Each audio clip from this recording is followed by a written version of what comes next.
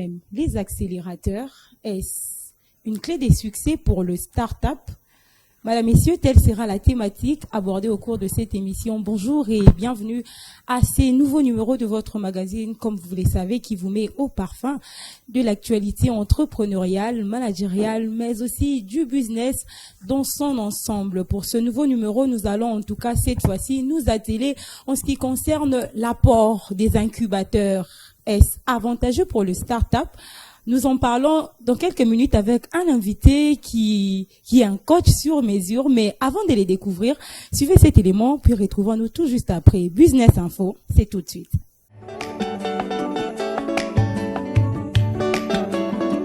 Dans le but de promouvoir l'entrepreneuriat féminin, 20 candidates ont été retenues sur 298 pour bénéficier d'un accompagnement au travers le programme Bocoli pour elles, en vue de transformer leurs activités en entreprises prospères et durables. Au cours du processus de sélection, ces dernières ont eu l'occasion d'affiner leurs idées d'entreprise en échangeant avec des mentors sur différents aspects essentiels à la visibilité de leur projet. Notons que pour cette première cohorte, Bocoli pour elle accompagnera 40 femmes entrepreneurs au total, soit 20 par cohorte, cependant 18 mois avec comme objectif global de contribuer à l'autonomisation économique des femmes et à la création d'emplois.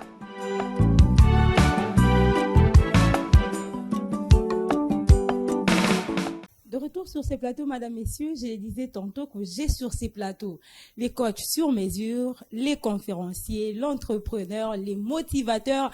Avec lui, nous allons échanger autour de cette thématique cruciale liée aux incubateurs, aux accélérateurs. Est-ce un apport, est-ce un avantage pour les startups ici en RDC ou même en Afrique en général?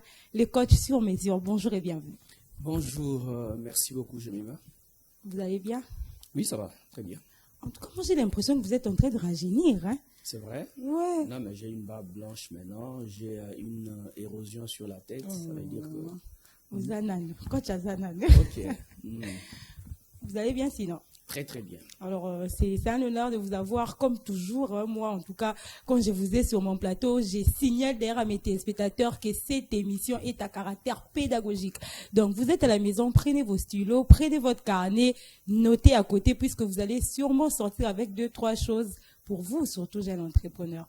Alors, je disais tantôt qu'aujourd'hui, nous allons mettre l'accent sur les incubateurs, ou même les accélérateurs. Est-ce un avantage? Est-ce une clé de réussite pour le start-up? D'entrain de jeu, qu'est-ce que nous devons d'abord comprendre par les incubateurs ou même les accélérateurs? Merci beaucoup.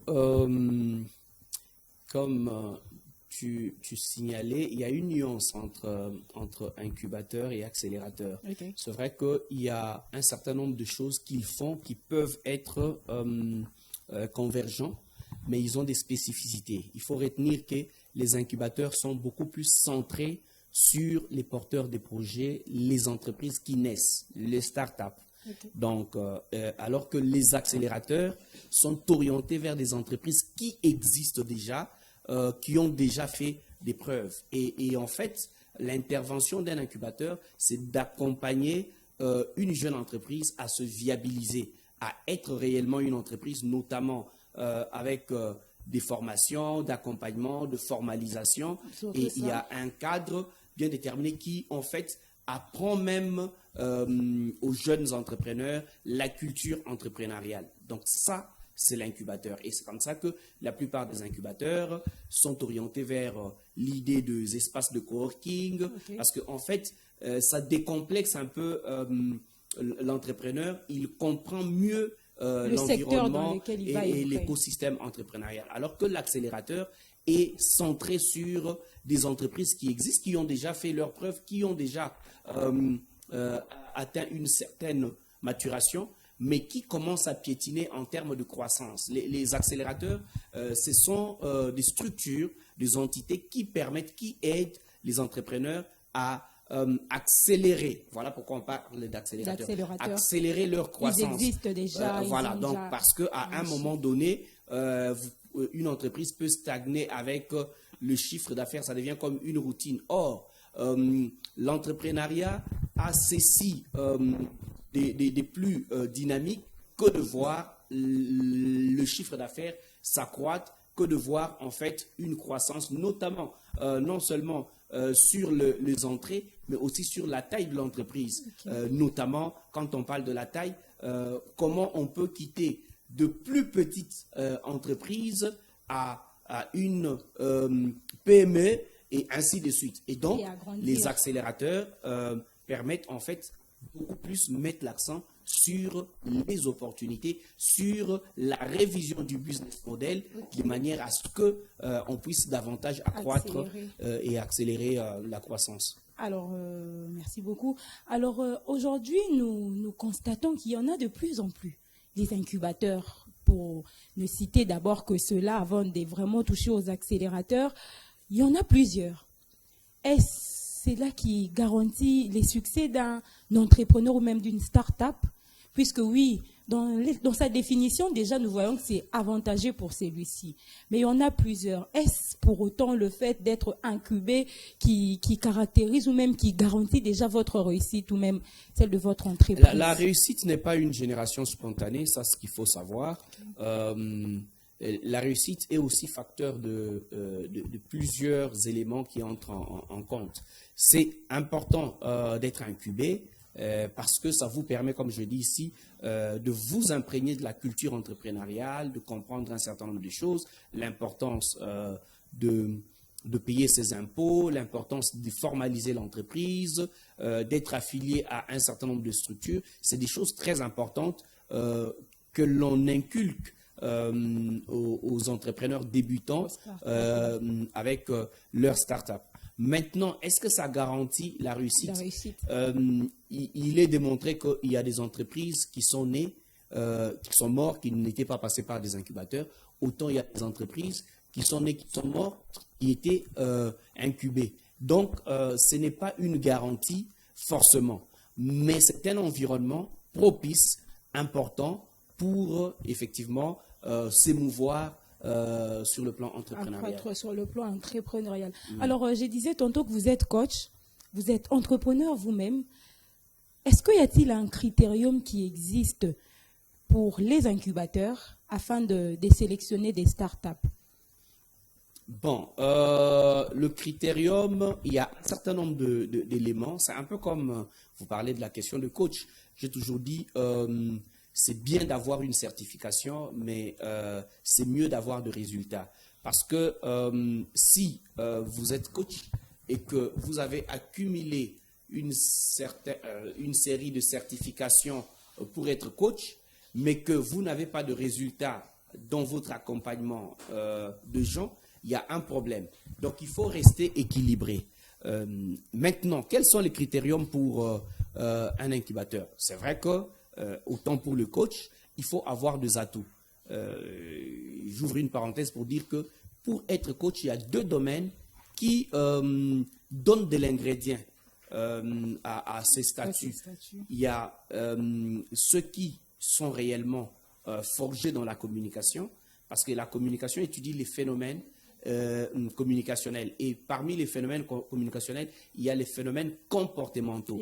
Et un coach s'occupe en fait de l'ensemble d'éléments qui constituent les comportements d'un être humain pour son succès dans la société. C'est-à-dire le comportement en tant que lui-même et les comportements sociaux. Et par conséquent, quelqu'un qui a le background en communication est un bon ingrédient pour être coach. Deuxième branche, ce sont des gens qui travaillent comme des DRH, des gens qui travaillent aux ressources humaines. Ils reçoivent régulièrement des profils de tout type. Ils sont en phase avec plusieurs profils.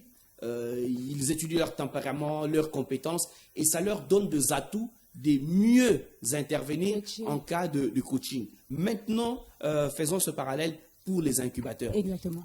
Un incubateur, effectivement, doit avoir des prédispositions, que ce soit psychologique, que ce soit en termes de management, mais aussi un potentiel de coach en lui pour effectivement accompagner. Parce que l'incubateur doit être empathique vis-à-vis. Et l'empathie, ici, ce n'est pas basé son appréhension sur la pitié. L'empathie, c'est le fait de se mettre à la place de l'autre. Mais au-delà de ça, au-delà de l'empathie, au-delà de cette prédisposition psychologique, au-delà de ça, il faut avoir soi-même pas que des notions en entrepreneuriat, mais avoir exercé. Parce que tu ne peux avoir pas... aussi de l'argent, puisque nous avons l'impression qu'aujourd'hui, les gens veulent être incubés parce que tel incubateur a déjà un chiffre, on va dire, assez élevé. Est-ce que l'argent aussi constitue les critères pour l'incubateur? Les rôles de l'incubateur, ce n'est pas de donner l'argent à l'entrepreneur. Vous m'avez bien suivi. Il faudrait signifier aussi cette caractéristique-là, ces côtés-là. Il faut faire la différence entre les organisateurs de concours des jeunes entrepreneurs et les incubateurs. Un organisateur de concours n'est pas forcément un incubateur.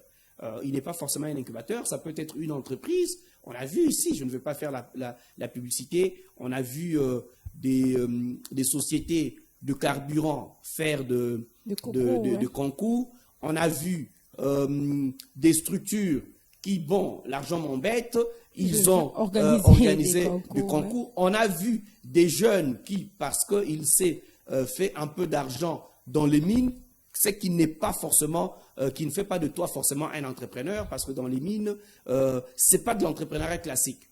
Ça veut dire que tu as des circuits, on t'a donné quelques remblais, tu as un chinois, et puis après tu peux facilement, dans les minéraux, dans les diamants, comme dans le cuivre et autres, ce n'est pas forcément des vrais entrepreneurs classiques. C'est des gens qui savent mieux se positionner sur un circuit parce que soit il y a une influence quelconque qu'ils peuvent profiter et ils accèdent aux capitaux. Et l'accès aux capitaux ne détermine pas en fait la connaissance, la compréhension et l'aisance dans l'entrepreneuriat. Alors quelqu'un qui s'est fait des millions qui est généreux, qui s'est dit par exemple que j'organise un concours, les jeunes amènent aider au financement, des projets et puis je vais leur donner le financement. Lui-même qui ne comprend pas les notions de l'entrepreneuriat, qui est dans une approche entrepreneuriale de commission ou des positionnements, ça veut dire que il ne peut pas forcément suivre les autres sur leurs projets, les incuber, ça veut dire que leur permettre de suivre pas à pas leur éclosion. Et donc, l'argent n'est pas un indicateur pour l'argent est écarté. Mais l'argent est utile parce que l'incubateur doit avoir l'infrastructure qu'il faut. Je parlais des espaces de coworking, je parlais, voilà, il y a un certain nombre de choses qui nécessitent de mettre des moyens en place pour être un incubateur viable.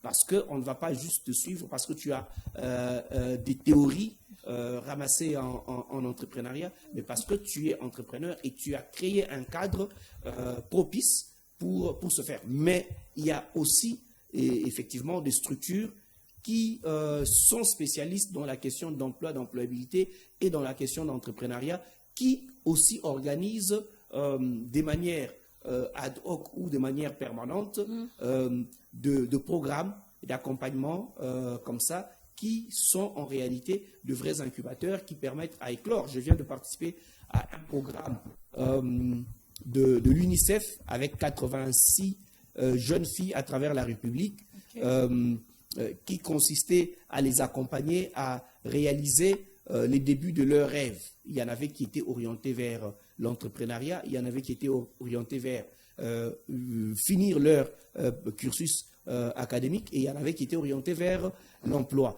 Et ceux de l'entrepreneuriat, il y a un certain nombre de choses qu'on leur a données. Toujours est-il que toutes ces filles ont, au-delà de la formation, de l'accompagnement, de coaching, reçu une enveloppe chacune de $1000 pour réaliser quelque chose. Donc, vous comprenez, alors qu'en réalité, l'UNICEF n'est pas un incubateur, mais il y a eu un programme dans ces contextes, accompagné notamment par Sodeco, qui est un partenaire avec lequel j'ai déjà travaillé sur un autre programme similaire d'accompagnement de jeunes filles en collaboration avec une université américaine qui permet à ce que les jeunes soient canalisés. Très dernièrement, j'ai été membre d'un jury pour un autre programme assez similaire qui est co-organisé par deux grands incubateurs et accélérateurs, Silicon Village et Engineer City, qui est orienté vers les jeunes filles entrepreneurs. Donc, de les accompagner, on va dire. Il y a d'un côté le fait d'avoir un background en entrepreneuriat, mais d'autres, les moyens de cette politique d'incubation. Ça veut dire que avoir le cadre, si tu vas à Ingenious City, tu vas voir qu'il y a un espace de coworking. Avoir le cadre suffit. Avoir le cadre seulement suffit. Avoir le cadre ne suffit pas. Je connais un incubateur qui avait les moyens de l'État, qui était logé à ANADEC. Il y avait un cadre, mais je passais la journée, je trouvais qu'il n'y avait aucun entrepreneur là-bas. Les machines prenaient de la poussière, ils avaient des ordinateurs, ils avaient de box. Ben, le cadre n'a pas suffi parce qu'il n'y avait pas derrière un sérieux dans le management. Qu'est-ce qu'il faut concrètement pour être reconnu incubateur? Puisque je disais tantôt qu'il y en a plusieurs aujourd'hui. On en compte les yeux, on va dire. De la même manière qu'on sait pour reconnaître un entrepreneur formalisé, il a son RCCM et tout ce qui va avec. Qu'en est-il pour les incubateurs? Oui, mais les incubateurs peuvent avoir de documents parce que les incubateurs ne créent pas, en fait, en elles-mêmes, ne sont pas des entreprises. Les incubateurs, par conséquent, ont un statut d'ASBL, un peu comme les associations des entrepreneurs ou des chambres de commerce. Ils ont des statuts de ASBL. Donc, ce ne sont pas des entreprises parce qu'une entreprise, ça doit être soit un groupe d'intérêt économique, ça veut dire que... Pour générer un gain, voilà. On va dire à la fin. Vous dites un groupe économique d'intérêt économique en vue de générer un gain. Justement, maintenant, vous pouvez être une entreprise, mais avoir une branche incubateur. Tu vois, avoir une branche. Prêcher par l'exemple. Voilà, c'est-à-dire l'entreprise est à côté, mais vous avez une branche d'incubateur. Je parlais tout à l'heure de mon partenaire Sodeco. Sodeco est dans l'accompagnement, et dans le placement, et dans tout ce qui est gestion de ressources humaines. Et à côté, il y a eu un programme développé d'accompagnement, d'accomplissement. Donc, ce n'est pas incompatible, mais les gens peuvent s'organiser comme incubateurs de manière autonome. Et dans ce cas, les seuls documents qu'ils doivent avoir, c'est formalisé. Je ne sais pas si au niveau de toutes les structures étatiques, je ne sais pas moi, ANADEC et autres, s'il y a un document officiel que l'on donne, mais ce document, en fait, ne fait pas de toi un incubateur. Ces documents te permettent d'être connu par ces structures pour bénéficier aussi de leurs avantages. Il y a une différence entre être reconnu. Le problème, c'est que tu cherches le document pour quelle finalité? Est-ce que... Là, c'est une autre question qui s'ajoute en tout cas. Alors, je pense que cette fois-ci, nous allons souffler avec cet élément puisque nous parlons des incubateurs ou même des accélérateurs. Est-ce une clé pour le start-up? Est-ce une clé de réussite pour le start-up? Suivez cet élément découverte où nous allons découvrir le start-up et nous nous retrouvons tout juste après.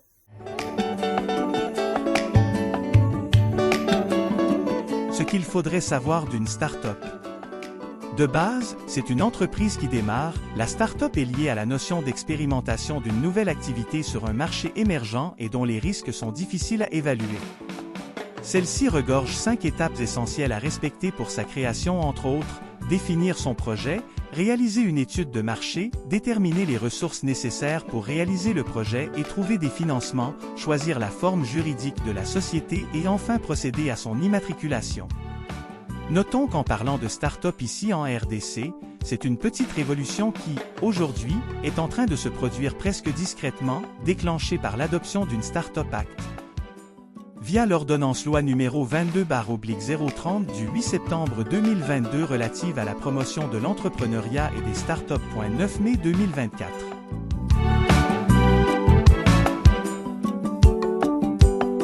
De retour sur ces plateaux, mesdames, messieurs, pour vous tous, en tout cas, qui nous aviez pris en cours de diffusion, nous sommes en train d'aborder la question liée aux incubateurs ou même aux accélérateurs. Est-ce une clé de réussite pour le start-up? Nous constatons qu'il y en a plusieurs aujourd'hui et pour parler de cela, je suis avec le coach sur mesure qui est aussi entrepreneur avec qui nous abordons la question.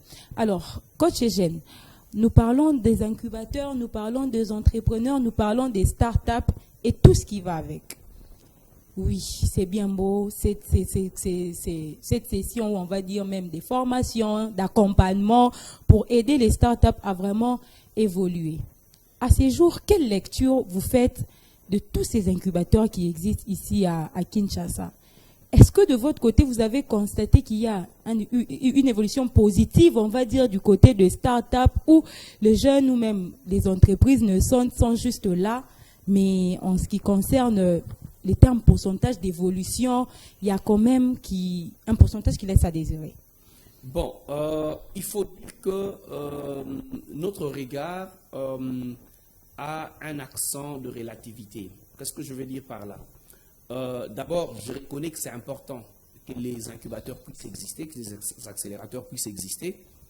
Des deux, je reconnais qu'il y a des jeunes qui sont passés par des incubateurs, que ce soit des incubateurs un peu, comment je vais dire, pas viables, que ce soit des incubateurs beaucoup plus formels, mais qui ont d'une façon ou d'une autre bénéficié de quelque chose. Parce que tout dépend des objectifs que l'on a. J'ai vu des incubateurs accompagner des jeunes, par exemple, leur montrer comment pitcher pour participer au concours, parce que c'est à la mode ce jour ici, ouais. Les concours des jeunes entrepreneurs, au point qu'on a des jeunes qui passent tout leur temps à maîtriser comment on remplit les formulaires pour participer au concours, qu'à développer réellement leur business. On en a plusieurs qui ne sont qu'au niveau des prototypes, surtout ceux qui sont dans les domaines des numériques. Mais chaque année, tu vas voir, il a participé à tel concours, il est premier ou il est deuxième, et puis après, il a eu tel financement. Avec mais la il est toujours donc, au niveau, en fait, de prototype. C'est vrai qu'il y a toujours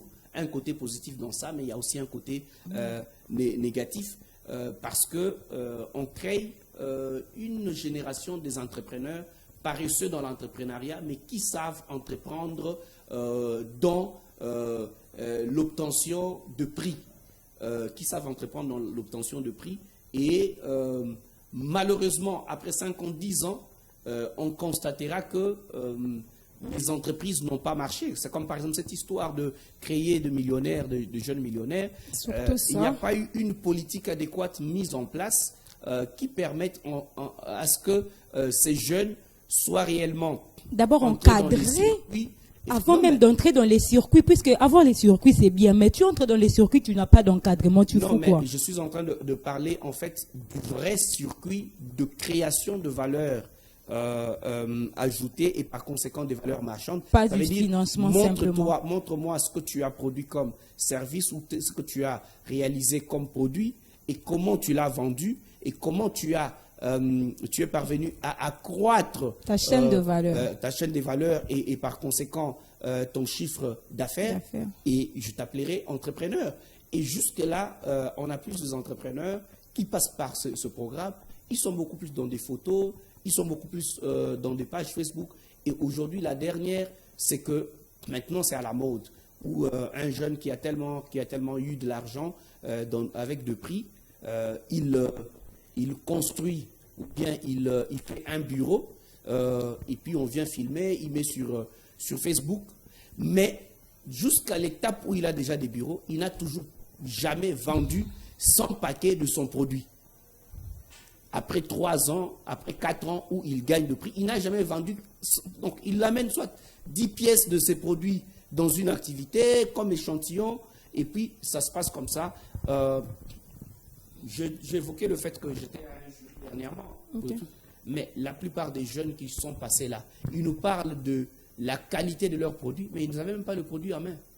Donc, on a appris aujourd'hui aux jeunes à vendre du vent, à se vendre avec le pitch, génération pitch. Génération pitch. Mais en réalité, pitch sur ton projet, voilà, un projet quelconque qui n'existe pas. Ils ont oublié l'élément essentiel, c'est la productivité et la satisfaction du client qui est derrière. Ben, il n'y en a pas. Alors, puisque Actu Business, la télévision, c'est les temps, ce n'est pas seulement peut-être de problèmes, ou même quand on évoque un problème, nous voulons plus nous atteler sur les côtés solutions. Puisque j'ai voulu parler nous avons voulu aborder cette question puisque nous constatons qu'il y a plusieurs incubateurs aujourd'hui et en ce qui concerne c'est que ces startups reçoivent, on va dire, cela laisse un peu à désirer. Vous avez évoqué plusieurs questions, plusieurs exemples où aujourd'hui on vend plus du vent. comment s'atteler ou même qu'est-ce qu'il faudrait faire aujourd'hui? Vous êtes entrepreneur, vous êtes coach, vous êtes jury dans plusieurs structures qui encadrent ou même qui valident des projets d'entrepreneuriat. Aujourd'hui, qu'est-ce qu'il faudrait faire concrètement en lieu et place de seulement financer? En lieu et place de seulement, oui, organiser des concours, mais concrètement, quels besoins ces startups ont vraiment, quels sont les besoins réels dont ces startups doivent vraiment en bénéficier? Je ne suis pas en train de dire que c'est mauvais d'accompagner les jeunes en leur donnant de l'argent. Oui.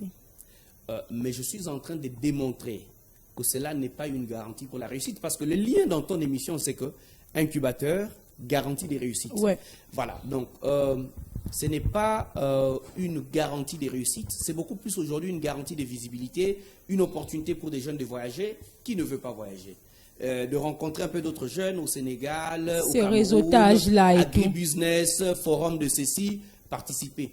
Mais ma crainte est au niveau de 5 ans après, quel sera le résultat? Mais par ailleurs, je voudrais ici attirer l'attention sur le fait qu'un entrepreneur, c'est quelqu'un qui a la liberté. On ne doit pas les conditionner. Qu'est-ce qui se passe? Parce qu'il y a l'opportunité. Ce n'est pas aussi mauvais de s'adapter. Les opportunités ont des domaines bien précis. On vous dit il faudrait que le projet soit dans l'agribusiness, il faudrait que le projet soit dans le digital, il faudrait que le projet soit innovant. C'est généralement, on raconte de choses comme ça. Maintenant, est-ce que d'autres domaines de la vie ne sont pas de l'entrepreneuriat? L'entrepreneuriat a 4 activités. Notamment? La première activité, c'est le classique, c'est le commerce, achat et vente. On peut acheter au gros, on vend au détail. En détail. Aujourd'hui, ce que Alibaba fait, ce que Amazon fait, ben, ils sont dans la commission commerciale. Ils ont de plateformes. Ils ne sont pas forcément de producteurs de tout ce qu'il y a sur leur plateforme. Les producteurs viennent, ils placent les trucs et ils gagnent sur la commission par rapport à la vente. Donc, la première activité, c'est achat et vente. Commerce. Secondo. Quelqu'un peut faire ça. La deuxième activité, c'est achat, transformation et vente. On est dans l'industrie et c'est l'activité, j'anticipe avant de citer les 2 autres activités, c'est l'activité primordiale pour développer même un pays. Parce que, voyez-vous, quand on parle de pays développés, on parle de pays industrialisés. On ne peut pas aller au rendez-vous du donner et du recevoir en tant que pays qui aspire au développement si on n'a pas valorisé les secteurs industriels. Et les secteurs industriels, nous avons déjà beaucoup de choses ici qui sont dans nos sous-sols qui devraient effectivement appeler à la création de industries, notamment le diamant, le cuivre, le coltan que nous avons. On devrait le transformer sur place. Et qui dit industrie dit transformation de matières premières pour de produits finis. Ça peut être finir comme de montres, ça peut finir comme de boucles d'oreilles, ça peut finir comme tout ce qu'on apprend dans les téléphones et tout ça, voitures électriques. Mais il n'y a pas de transformation sur place. Et c'est un manque à gagner. Et l'industrie commence déjà à côté de chez nous, à côté de la rue. On fait des beignets, on fait du savon, c'est la petite industrie. Donc tout ce qu'il y a comme transformation de matières premières pour de produits finis. Et la troisième activité, c'est la prestation des services, qui est une très belle activité, mais qui est une activité qui ne demande même pas que tu puisses avoir un capital de départ. Parce que les commissionnaires, les interprètes, les traducteurs, les coiffeurs, les aides ménagères, oui. Voilà, il y a beaucoup d'activités dans cela. Et dans la prestation des services, il y a ce qu'on appelle aujourd'hui facilitateurs d'affaires, qui ont des cabinets.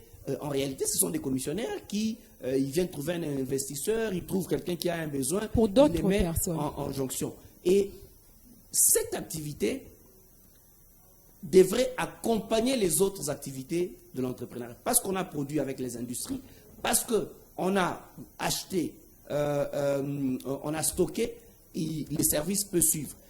Malheureusement, c'est l'activité qui semble prendre les dessus. On a des ministres qui deviennent eux-mêmes des commissionnaires, ils amènent des entrepreneurs fictifs qui n'avaient pas d'entreprise, on fait perdre l'argent à l'État, on les appelle des entrepreneurs. Donc, et on est dans un État, dans une nation de plus de commissionnaires et de l'entrepreneuriat des commissions. Et ça tue, ça ne peut pas développer un pays.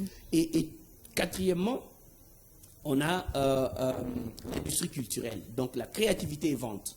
On a les artistes musiciens, le peintre, les créateurs de toutes sortes d'œuvres de l'esprit qui les commercialisent et qui les vendent. Et donc, quand on regarde tout ça, qui peut aller dire aujourd'hui que bon, moi je suis dans la création des œuvres de l'esprit, accompagnez-moi. On va lui dire, bon, voilà, ce n'est pas la technologie, ce n'est pas l'agribusiness. Et du coup, on perd quelque chose dans notre façon de vouloir accompagner les gens. Et ce garçon, cette fille, va se dire, bon, comme mon secteur n'est pas valorisé, il va essayer de faire un autre secteur pour avoir de l'argent, mais pas pour entreprendre. Pour avoir de l'argent, il va apprendre comment on parle, comment on pitch, et dans un concours, il va se faire de l'argent. Or, est-ce que, je vais parler, l'Harmattan ne fait pas de l'entrepreneuriat? Il fait de l'entrepreneuriat dans les secteurs littéraires. Les gens viennent, Cas possible, voilà. Fait de l'entrepreneuriat dans les secteurs littéraires également. Que c'est moins l'entrepreneuriat qu'autre chose. Moi, je mets mes idées dans des livres. Il y a toute une structure du livre, de la formalisation, de la correction, de la mise en page, de la conception du cover, de l'imprimerie et de la distribution. C'est une chaîne de valeur. Donc, il faudrait élargir ces champs. Justement, moi, je suis en train de m'acheter progressivement tous les matériels pour les éditions, qu'à possible, ne soient pas limitées. Parce que pour le moment, on fait plus de l'accompagnement littéraire. On édite, on va imprimer ailleurs. Okay. Donc, maintenant, on veut avoir une chaîne de valeur, c'est-à-dire une entreprise d'impression et une maison d'édition qui a en fait toutes les étapes, rogneuse, imprimeur, voilà, tout ce qu'il y a comme machine. Donc c'est ce que nous sommes en train de faire parce que nous voulons décomplexer les gens. Et puis nous sommes dans un pays où on a dit que si tu veux cacher quelque chose à l'Africain, particulièrement au Congolais, il faut mettre dans les livres. Mais nous faisons des livres et les livres sont achetés. Et ce sont des produits non périssables. Et ça crée en fait d'autres entrées à temps partiel. Et ce qui est important, ce que l'entrepreneur doit comprendre, en fait, comment capter de ressources connexes qui permettent à ce qu'il puisse alimenter son activité, son business. Alors, j'espère qu'il y a un jeune entrepreneur à la maison qui a vraiment noté ces 4 points sur lesquels vous pouvez vous lancer, puisque je crois fortement que si tu ne te retrouves pas dans l'un, tu peux te retrouver dans l'autre, mais aussi c'est pas tout le monde qui est appelé à faire l'entrepreneuriat. Tu peux te retrouver dans un corps entrepreneurial, dans une entreprise quelconque où tu n'es pas forcément des visionnaires, mais où tu fais un travail, où tu génères quelque chose en accompagnant, puisqu'il faut signaler, coach, qu'aujourd'hui, vous allez même vous retrouver ou même voir, il y a ces concours où il y a 4 personnes qui postulent pour un même secteur. Mais pourquoi ces entrepreneurs ne peuvent pas faire un corps pour émerger ensemble? Ça, c'est aussi une culture. Voilà pourquoi je parle de la culture entrepreneuriale.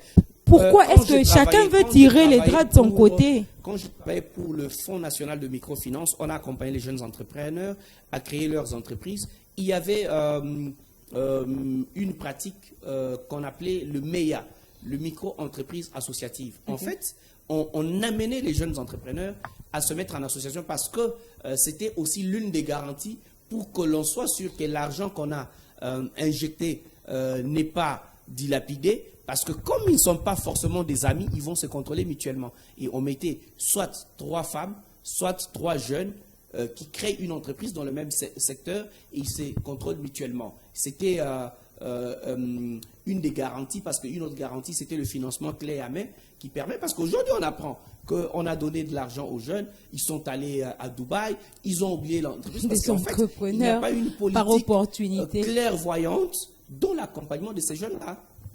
Alors, madame, messieurs, c'est aussi une sonnette d'alarme qui est tirée. C'est une sonnette d'alarme qui est tirée non seulement au niveau des incubateurs, mais aussi de ces startups. Pour vous tous là qui êtes incubés, c'est une option, travailler en équipe. Vous êtes 2, 3, 4 dans un même secteur. Pourquoi ne pas vous associer afin de faire mieux au lieu que chacun puisse tirer le drap de son côté? Alors, coach, l'émission touche à sa fin. Votre dernier mot, je voudrais ce matin que vous puissiez parler à un entrepreneur qui vous suit. oui, c'est bien d'être incubé, mais s'il faudrait vraiment choisir un incubateur dans ces soucis-là, ou même pas seulement pour un financement quelconque, puisque même quand on t'est formé, on t'a financé intellectuellement, s'il faudrait choisir un incubateur, comment ces jeunes entreprises qui naissent peuvent en tout cas se positionner ou même se choisir de bonnes personnes qui vont les encadrer pour la réussite de leur activité? Mais en substance, pour finir l'émission, la première des choses que je vais dire, c'est que c'est toujours très important de connaître les avis des autres, de se faire accompagner, de comprendre l'environnement et par conséquent, je recommande vivement que les jeunes puissent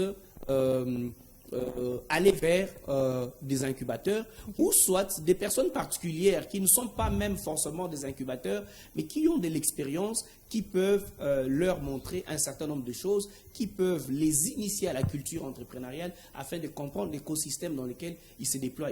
Mais aussi avoir de mentors. Dans les secteurs où ils sont, il y a sûrement des gens qui ont déjà été dans ces secteurs. Ça leur permet en fait d'avancer. Maintenant, il n'y a pas de bons et de mauvais incubateurs. Si en fait vous savez ce que vous voulez, vous en tant qu'entrepreneur, c'est vrai que vous pouvez ne pas le savoir. Un incubateur peut jouer le rôle de coach pour te faire comprendre, en fait, t'aider à mieux fixer et structurer ta propre vision d'entrepreneuriat. Et c'est toujours important, comme je dis, même dans la mauvaise personne, on peut tirer. Moi, je connais des gens dont, par exemple, 70% des jeunes qui sont passés par eux parlent à mal d'eux, mais il y a au moins 30%. Et même ceux qui parlent à mal d'eux, ils ont d'une façon ou d'une autre... Ils ont bénéficié de quelque chose. Ils ont bénéficié d'une façon ou d'une autre de quelque chose. C'est vrai qu'il y a des gens qui se font passer pour des incubateurs, en fait, pour se faire aussi de l'argent sur la tête des jeunes, pour montrer aussi comme butin à certaines structures afin d'avoir des avantages. Moi, je connais, j'étais une fois dans un jury de prix des jeunes entrepreneurs. Un incubateur, deux représentants d'un incubateur, ils étaient d'ailleurs à deux, aujourd'hui ils sont séparés, l'autre a même quitté le pays. Ils sont venus me voir parce qu'ils parrainaient un projet pour que ces jeunes-là sortent premiers. En fait, ça veut dire qu'aujourd'hui, il y a des gens véreux qui sont dans ce qu'on appelle incubation, mais en réalité, qui ils amènent beaucoup de pratiques. Et après, qu'est-ce qui va se passer? Ils vont aller chanter, non, tous les jeunes qui passent par chez nous, ils gagnent le prix. Mais ils sont venus me voir. Le but, ce n'est pas de gagner les prix. Exactement. Et ils sont venus me voir. Je dis, je suis désolé. J'étais président du jury et moi-même déjà, je n'ai même pas choisi ce projet de votre jeune-là. Et nous étions à 4 dans le jury et c'est la cotation de points de chaque membre du jury. Donc vous ne pouvez pas venir imposer quoi que m'influencer, mais c'est des gens respectables qui disent qu'ils vont changer le Congo une fois ils ont passé le pouvoir. Mais vous voyez déjà dans ces genres de pratiques, moi, j'ai coaché, je ne suis pas comme incubateur, une jeune dame, je peux la citer, Médicamente Kemantima, pour son prix Orange Énergie. On a eu de séances de coaching, d'orientation, préparation de son pitch. Je n'étais même pas à cette soirée-là. Elle est allée seule, elle a gagné son prix. Je n'étais même pas à la soirée. L'émission est terminée, coach. Donc, les incubateurs, c'est bon, il faut avoir conscience. Ça peut être un mentor, ça peut être quelqu'un qui vous accompagne, vous faire comprendre. Aujourd'hui, plus que jamais, le monde, c'est le sens d'ouverture. S'enfermer dans sa culture, c'est s'appauvrir. Nous devons de nous ouvrir aux autres, d'assimiler, mais de ne pas se faire assimiler, disait Senghor. Voilà, en tout cas, une vraie pédagogie ce matin. Merci beaucoup. C'est moi qui vous remercie. Alors, madame, messieurs, vous étiez à la maison, chers entrepreneurs, je pense que vous avez été parfumés, en tout cas, ces détails, ces points qui vont vous construire, qui vont vous permettre, en tout cas, à évoluer dans ces secteurs que vous avez choisis. Oui, les incubateurs, c'est une bonne chose, c'est bien de choisir un incubateur, mais l'essentiel, a dit le coach Eugène Kandolo ici, sur ces plateaux, c'est de savoir ce que l'on veut ou même ce que l'on fait. Aussi, n'est pas se renfermer sur soi, puisque voir les autres, en tout cas, ça aide toujours. Ça aide toujours. Cette personne peut être un incubateur ou pas, du moment où il a une expérience, ou elle a une expérience dans les domaines où tu te lances, c'est toujours important, en tout cas, de se ressourcer auprès de cette dernière. L'émission est complètement terminée. Merci à l'équipe technique de Face Télévision qui m'a accompagné, on va dire, à la réalisation de cette émission. Je dis également merci à Vivi Makeup qui ne cesse de me faire shiner afin de rayonner sur ces caméras Quant à moi, je vous dis au revoir. Retrouvons-nous donc prochainement avec le même plaisir. Bye bye.